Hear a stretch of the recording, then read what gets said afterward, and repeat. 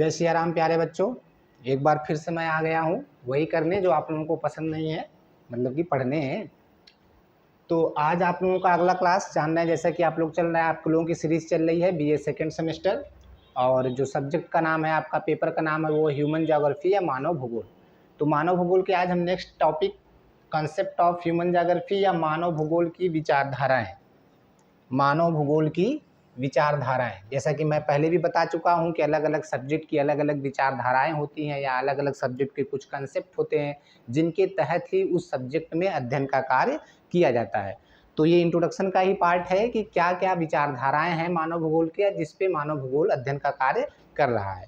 तो जैसे पिछले क्लास में भी हम इस पर चर्चा करते चले आ रहे हैं कि मानव भूगोल क्या है, तो उसी से रिलेटेड है, लेकिन उसमें से अब कुछ प्रमुख कंसेप्ट हम पढ़ेंगे जो कंसेप्ट मानव भूगोल में कह सकते हैं कि जनित हुए हैं या प्रचलित हुए हैं, या जिनके आधार पर ही मानव भूगोल में अध्ययन का कार्य हो रहा है। जैसा कि आप लोग पहले से जानते हैं कि मानव भूगोल मानव और पर्यावरण के बीच के संबंधों का अध्ययन करता है, अर्थात मानव और पर्यावरण के बीच में कैसा संबंध रहा है, इन्हीं का अध्ययन मानव भूगोल के अंतर्गत रहता है। और इसी से रिलेटेड ही मानव भूगोल के कुछ कंसेप्ट भी हैं और कुछ विचारधाराएं भी हैं। जैसा कि आप लोगों के सामने दिखा गया है कि मानव भूगोल की 4 मुख्य विचारधाराएं हैं। There are mainly 4 concept of human geography, यानी कि 4 प्रमुख विचारधाराएं हैं जिनके नाम आपके सामने लिखे गए हैं। आप लोग पहले से पढ़े हुए हैं या सुने भी होंगे, नहीं सुने होंगे तो इसको नोट्स करते हुए और देखते हुए चलिए। सबसे पहले लिखा है इन्वायरमेंटलिज्म और डिटर्मिनिज्म, जिसको हिंदी में बोलते हैं नियतिवाद या निश्चयवाद। निश्चयवाद थोड़ा गलत लिखा हुआ है, इसको सही कर लेंगे आप लोग, नियतिवाद या निश्चयवाद। दूसरा आपका है पॉसिबिलिज्म या संभववाद, पॉसिबिलिज्म या संभववाद। तीसरा आपका है नियो डिटर्मिनिज्म या नवनियतिवाद, और चौथा आपका है प्रोबेबिलिज्म या संभवतावाद, यानी कि क्या संभाव्य है, क्या चीज़ें हो सकती हैं। अब इन चारों के बारे में हम लोग डिटेल में बात करेंगे कि इसमें क्या, इस विचारधारा में क्या कहा गया है।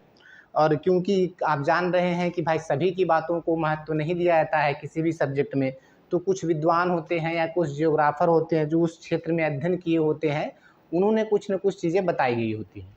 तो इन अलग अलग विचारधाराओं को मानने वाले अलग अलग विद्वान या अलग अलग जियोग्राफर या अलग अलग भूगोलवेत्ता हुए हैं, जो इन अलग अलग विचारधाराओं को आधार बनाकर मानव भूगोल के क्षेत्र में अध्ययन का कार्य प्रारंभ करते हैं, या फिर यह समझाने का प्रयास करते हैं कि मानव और पर्यावरण के बीच में संबंध कैसा है। अगर आपसे पूछा जाता है एग्जाम में कि मानव भूगोल की विचारधाराओं के बारे में बताइए या चर्चा कीजिए, तब भी आपको इसी में बताना है। अगर आपसे ये पूछा जाता है इसी क्वेश्चन को कि मानव भूगोल और पर्यावरण के बीच के संबंध को स्पष्ट करिए, तब भी आपको यही चीज़ लिखना है कि मानव और पर्यावरण के बीच में कैसा संबंध है, किस तरीके का रिलेशन है। तो यही चार तरीके जो संबंध है मानव और पर्यावरण का, अलग अलग लोगों ने ये 4 संबंध माने हैं, कह सकते हैं आप। कुछ लोग नियतिवाद के समर्थक हैं, कुछ लोग संभववाद के, कुछ लोग नवनियतवाद के और कुछ लोग संभाव्यतावाद के। इसके अलावा भी कई और विचारधाराएं हैं जो अलग अलग समय में छोटे छोटे समय के लिए आए हैं। कुछ लोगों ने उसका कह सकते हैं कि वर्णन भी किया, लेकिन अब वो प्रमुख विचारधाराएं नहीं है। प्रमुख विचारधाराएं मुख्यतः ये 3 ही हैं। ये भी बहुत इंपॉर्टेंट नहीं है, लेकिन 3 तो आपको हमेशा याद रख के चलना है, नियतिवाद, संभववाद और नवनियतिवाद। तो चलिए इसी को आगे बढ़ाते हुए, इसी चर्चा को आगे बढ़ाते हुए हम सबसे पहले चर्चा करेंगे कि इन्वायरमेंटलिज्म या डिटर्मिनिज्म क्या है, अर्थात नवनियतिवाद या निश्चयवाद क्या है। तो नेक्स्ट स्लाइड पे चलते हैं। क्या जी, तो एकदम छोटा हो रहा है, ये भी आपने मन से काम कर रहा है लग रहा है। कहाँ है, खसक नहीं रहा है यार।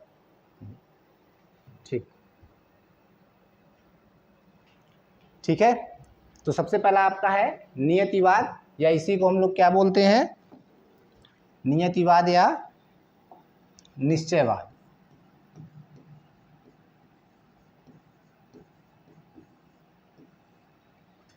इन्वायरमेंटलिज्म, जिसको हम लोग पर्यावरणवाद भी बोल सकते हैं, और इसकी स्पेलिंग इसमें गलत लिखी है, इसमें आप जोड़ लेंगे इन्वायरमेंटलिज्म और डिटर्मिनिज्म, नियतिवाद या निश्चयवाद। अब जैसा कि मैंने आपको पहले बताया कि अलग अलग विचारधाराओं को मानने वाले अलग अलग विद्वान हुए हैं, तो ये नीचे कुछ विद्वानों के नाम दिए गए हैं, ये अगर आप याद रखते हैं तो आगे एग्जाम में आपको काम देंगे। जैसे कि स्ट्रेबो है, बोडिन है, मॉन्टेस्क्यू है, हम्बोल्ट है, कार्ल रिटर है, डार्विन है, हैकल है, बुकले है एंड हटिंगटन है, हटिंगटन। इसके अलावा भी कुछ और विद्वान हुए हैं जो नियतिवाद विचारधारा को मानते हैं। अब उन्हीं के बारे में हम लोग चर्चा करेंगे कि इन्होंने क्या बताया कि नियतिवाद विचारधारा क्या है। तो सबसे पहले अगर हम बात करें तो एक विद्वान हुए थे हिप्पोक्रेट्स। इन लोगों से पहले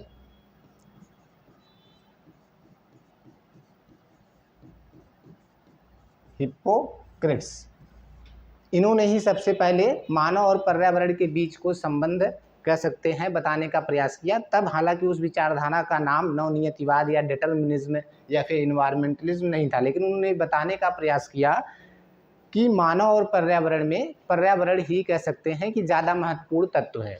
अब संबंध ही बताना आपको, रिलेशन तो हर सारे विद्वानों के बीच में बस एक ही चीज़ के बारे में बहस थी कि पर्यावरण ज़्यादा महत्वपूर्ण है या फिर मानव ज़्यादा महत्वपूर्ण है, पर्यावरण की वजह से मानव है या मानव की वजह से पर्यावरण है। तो जो नियतिवादी विचारधारा है या डिटर्मिनिज्म विचारधारा है, इसमें यह कहा गया है कि मानव और पर्यावरण में पर्यावरण ही श्रेष्ठ है, अर्थात मानव पर्यावरण के द्वारा ही नियंत्रित होता है। पर्यावरण जैसे चाहता है मानव उस हिसाब से रहता है।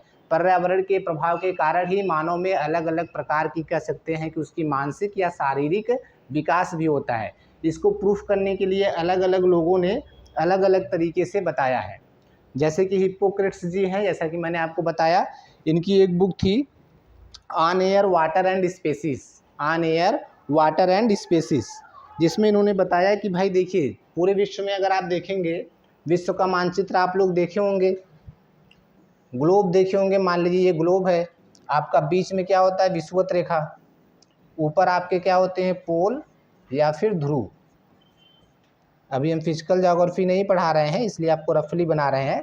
ये विषुवत रेखा है जिसको आप लोग इक्वेटर के नाम से जानते हैं। अब ये पूरा ग्लोब या पूरी पृथ्वी दो भागों में बढ़ जाती है, इधर उत्तरी गोलार्ध हो गया और इधर दक्षिणी गोलार्ध हो गया। जैसा कि आप लोग जानते हैं कि विषुवत रेखा के आसपास का जो क्षेत्र है यहाँ पर गर्मी अधिक पड़ती है, क्योंकि यहाँ पर हमेशा सूर्य की किरणें मतलब प्राप्त होती हैं या फिर ज़्यादातर समय लंबवत प्राप्त होती हैं, यानी कि परपेंडिकुलर। और जैसे जैसे आप पोल की तरफ बढ़ेंगे वैसे वैसे सूर्य के किरणों की मात्रा कम होती जाती है या उनका सापेक्ष तिरछापन अधिक होता जाता है। तो यहाँ पर इंसोलेशन और यहाँ पर इंसोलेशन की कमी होती जाती है। तो ज़्यादा गर्मी आपको कहाँ मिलता है, विषुवत रेखा के आसपास। ज़्यादा हीट और ज़्यादा कह सकते हैं एनर्जी आपको विषुवत रेखा के आसपास इलाकों में मिलता है। और यहाँ पर गर्मी अधिक होती है, यहाँ पर ठंडी अधिक होती है, यानी कि ध्रुवों की तरफ ज़्यादा ठंडा और विषुवत रेखा की तरफ ज़्यादा गर्म।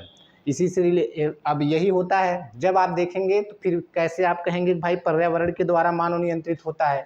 तो जैसा कि आप लोग जानते हैं कि जितने भी लोग विषुवत रेखा के पास रहेंगे जहाँ पर गर्मी अधिक है, तो गर्मी किसकी वजह से हो रहा है, पर्यावरण की वजह से, यानी क्लाइमेट की वजह से।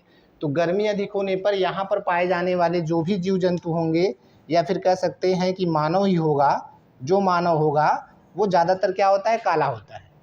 और जैसे जैसे आप ध्रुवों की तरफ बढ़ेंगे, ठंडे प्रदेशों में बढ़ेंगे, वहाँ पर मानव कैसा होता है, गोरा होता है। तो ये काला और गोरा रंग, ये फिजिकल बनावट किसके द्वारा नियंत्रित हुआ, पर्यावरण के द्वारा या क्लाइमेट के द्वारा।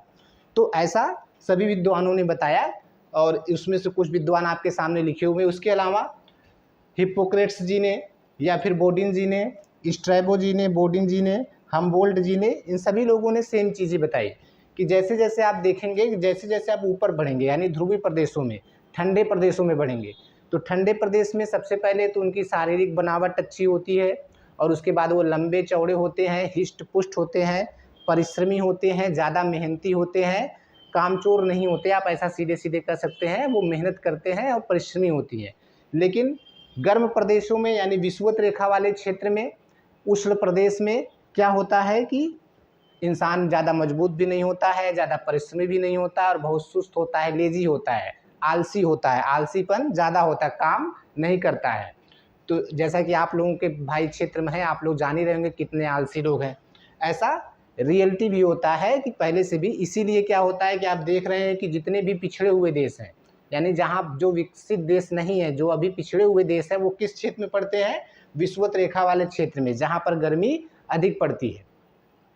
और लेकिन एक विशेषता भी होती है इनकी, जो गर्मी वाले क्षेत्र में या गर्म प्रदेश में रहते हैं वो लोग ज़्यादा विचारवान होते हैं, सोचते ज़्यादा हैं, यानी कि वो ज़्यादा सोचते हैं और ज़्यादा विचारवान होते हैं, यानी कि बुद्धि उनके पास कह सकते हैं ज़्यादा होती है, लेकिन परिश्रम कम करते हैं और आलसी होते हैं। जबकि ठंडे प्रदेशों में परिश्रम ज़्यादा करते हैं, वो मजबूत होते हैं, लेकिन उनके वो विचारवान कम होते हैं, बुद्धि कम होती है। ये अलग अलग लोगों ने यही बात अलग अलग तरीके से बताई है कि किस तरीके से ठंडे प्रदेशों में क्लाइमेट की वजह से इस तरीके की समस्या आती है।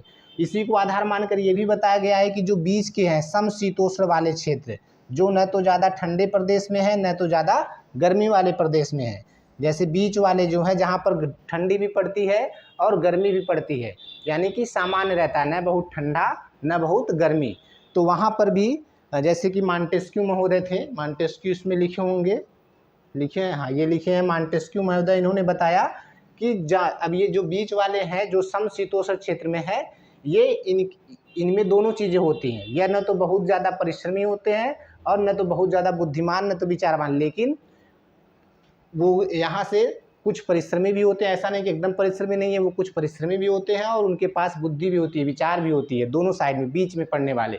इसीलिए बीच में जो सबसे पहले, अभी तो वर्तमान समय में जिसको आप लोग यूनान के नाम से जानते हैं, तो यूनानवासी ज़्यादा विकसित थे, जैसे जितने भी ज्योग्राफर आप पढ़ रहे हैं वो ज़्यादातर कैसे हैं, यूनानी हैं, तो उस समय वो ज़्यादा विकसित थे और अब इसीलिए उस क्षेत्र में आज भी वह विकसित देशों में आता है। जो जितने भी विकसित देश आप देखेंगे, ज़्यादातर विकसित देश वो समशीतोष्ण क्षेत्र में पड़ते हैं, जैसे आप अमेरिका की बात कर लीजिए या इंग्लैंड की बात कर लीजिए, तो ये जो विकसित देश हैं ये किस में पड़ते हैं, समशीतोष्ण क्षेत्र में, क्योंकि यहाँ के जो व्यक्ति थे वो विचारवान भी थे और ज़्यादा परिश्रमी भी थे, ज़्यादा हिष्ट पुष्ट भी थे, जबकि गर्म वाले प्रदेशों के जो मनुष्य होते हैं वो ज़्यादा परिश्रमी नहीं होते हैं। तो ये होता है आपका नियतिवाद विचारधारा है, उनका नाम था फ्रेडरिक रेडजेल। इनके बारे में आप लोग शायद पहले भी सुने हो, इनको नोट कर लीजिएगा भाई, फ्रेडरिक रेडजेल। क्यों नोट कर लीजिएगा, क्योंकि इनकी एक बहुत ही प्रसिद्ध पुस्तक है जिसको हम लोग बोलते हैं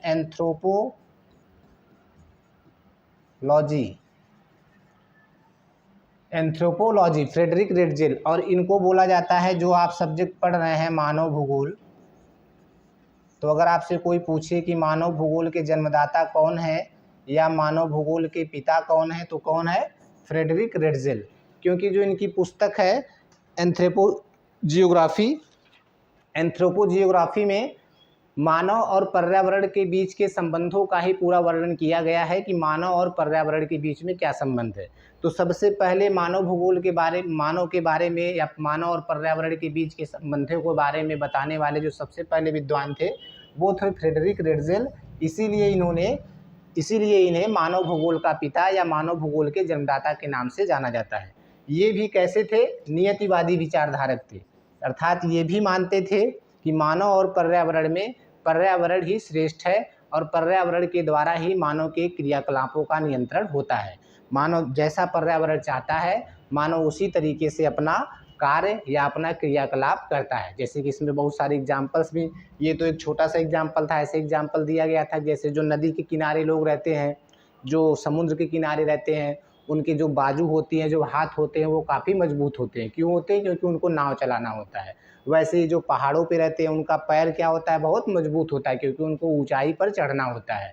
तो ये किसके कारण से हो रहा है, वहाँ पे उपस्थित पर्यावरण के कारण या नेचर के कारण ही जो वहाँ पर उनको करना है, जो उनके सामने चुनौतियाँ हैं, उसके अनुसार ही उनके पास वह क्षमता ऑटोमेटिक विकसित हो जाती है, इन्वायरमेंट के द्वारा वह क्षमता विकसित कर दी जाती है। अर्थात आप ये कह सकते हैं कि पर्यावरण ही श्रेष्ठ होता है या पर्यावरण ही मानव और पर्यावरण में ही पर्यावरण श्रेष्ठ है और मानव जो है वो पर्यावरण का ही एक अंग है।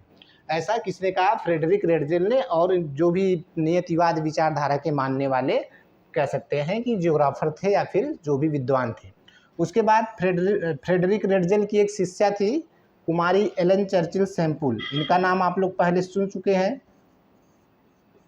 कुमारी एलन चर्चिल सैम्पुल। जब हम डिफिनीशन आपको पिछले क्लास में पढ़ा रहे थे तो वहाँ पर भी इनका नाम आया था। तो ये भी कैसी विचारक थी, नियतिवादी, घोर नियतिवादी विचारधारक थी। इन्होंने ये बताया कि मानव जो है वो प्रकृति का क्या है, दास है। मानव क्या है, प्रकृति का दास है। जैसा कि इनकी परिभाषा भी आप लोग लिखे थे, उसमें लिखा था मानव प्रकृति की क्या है, उपज है। यानी कि प्रकृति के द्वारा ही मानव का निर्माण हुआ है और प्रकृति जैसी चाहती है मानव को उसी आधार पर रहना पड़ता है। तो कुमारी एलन चर्चिल सैंपुल भी कैसे विचारक है, नियतिवादी विचारक या फिर कह सकते हैं निश्चयवादी विचारधारा की समर्थक हैं। तो ये पहला कंसेप्ट है ह्यूमन ज्योग्राफी का, इन्वायरमेंटलिज्म या डिटर्मिनिज्म या नियतिवाद। तो इसमें जो प्रमुख विद्वान हैं उनके नाम आप याद रखेंगे। तो इन्होंने क्या चीज़ें कही हैं इसके बारे में आप लोगों ने समझ ही गए होंगे कि भाई पर्यावरण ही श्रेष्ठ है, मानव और पर्यावरण में पर्यावरण ही श्रेष्ठ है।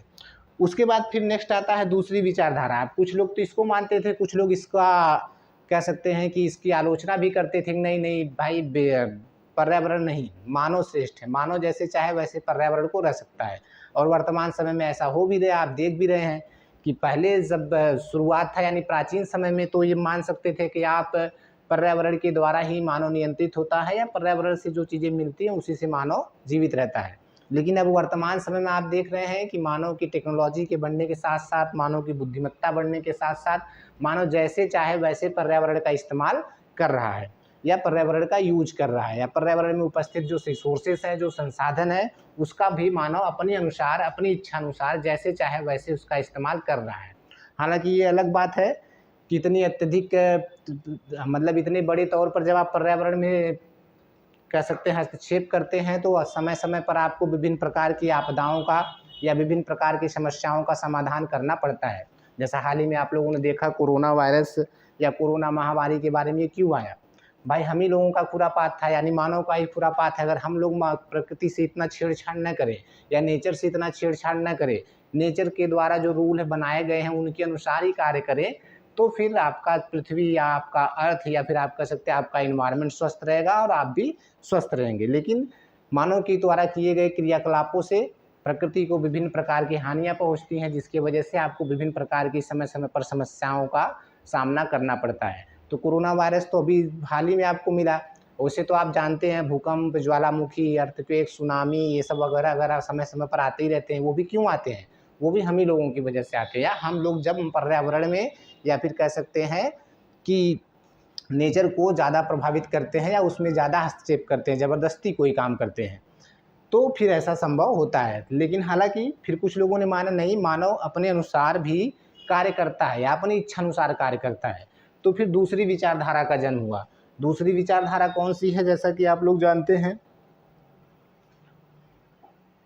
इसको आप लोग नोट्स कर लीजिएगा कि कौन कौन से विचारक थे या कौन कौन से विद्वान थे। और जो एक दो प्रमुख और विचारकों के नाम मैंने बताए, जैसे कि रेटजेल महोदय हो गए हैं, कौन हो गया,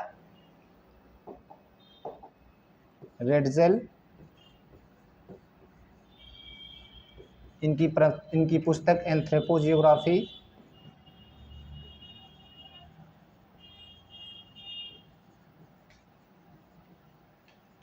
और ये क्या है, फादर ऑफ ह्यूमन ज्योग्राफी।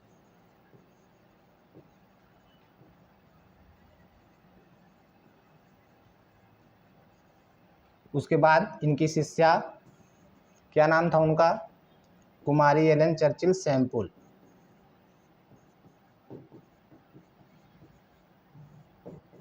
इनकी परिभाषा आपने मानव भूगोल की परिभाषा इन्होंने दिया था, उसको आप लोगों ने पढ़ाई है, ठीक है। तो सब मिला जुला के अब एक बार फिर से कंक्लूड करते हैं कि भाई नियतिवाद विचारधारा क्या है। अगर आपको एक दो लाइन में लिखने को पूछा जाए कि भाई ये नियतिवाद विचारधारा में क्या बातें कही गई हैं, तो सिंपल सी बात है, नियतिवाद विचारधारा को मानने वाले लोग यह मानते हैं कि मानव और पर्यावरण में मानव ही श्रेष्ठ है। मानव जो है वो प्रकृति का दास है, यानी जैसे प्रकृति चाहती है मानव उसी हिसाब से रहता है। ये कौन सी विचारधारा हो गई, नियतिवाद विचारधारा। अब चलिए नेक्स्ट चलते हैं। अगला आपका है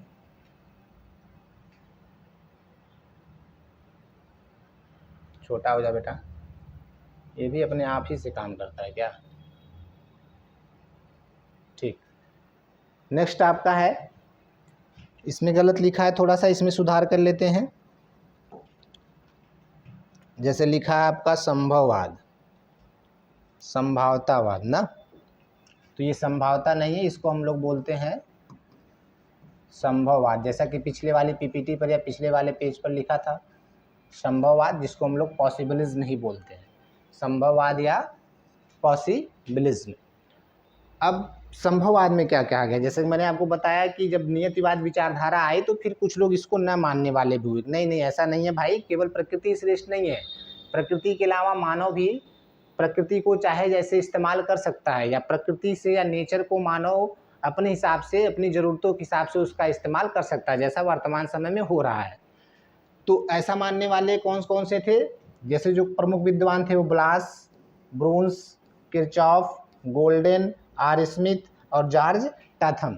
ऐसे ही और भी कई प्रमुख विचारक थे जो यह मानते थे कि मानव और पर्यावरण में मानव श्रेष्ठ है, मानव जैसे चाहे वैसे प्रकृति का इस्तेमाल कर सकता है और नेचर से में जो भी रिसोर्सेस उपलब्ध हैं उसका इस्तेमाल कर सकता है। यही क्या है, संभववादी विचारधारा, या कह सकते हैं कंसेप्ट ऑफ पॉसिबिलिज्म, यानी कि संभववाद विचारधारा, जिसमें यह कहा गया कि मानव श्रेष्ठ है प्रकृति से, मानव अपने अनुसार किसी भी चीज़ का इस्तेमाल कर सकता है, जैसा वर्तमान समय में कर रहा है। इसके बाद ये कुछ प्रमुख विद्वान हैं, इनके नाम आप लोग याद रखेंगे, ठीक है। तो इसके बारे में और आगे बात करेंगे। फिलहाल आज के लिए इतना ही, कम से कम एक आप लोग याद करके रखेंगे कि नियतिवाद में क्या बताया गया है और नियतिवाद विचारधारा में क्या है। नेक्स्ट क्लास में हम संभववाद को थोड़ा सा फिर से शुरू करते हुए फिर नेक्स्ट जो आपका नवनियतिवाद है और संभाव्यतावाद है उसको समझाने का प्रयास करेंगे। आज के लिए इतना ही, मस्त रहिए, ध्यान से पढ़िए,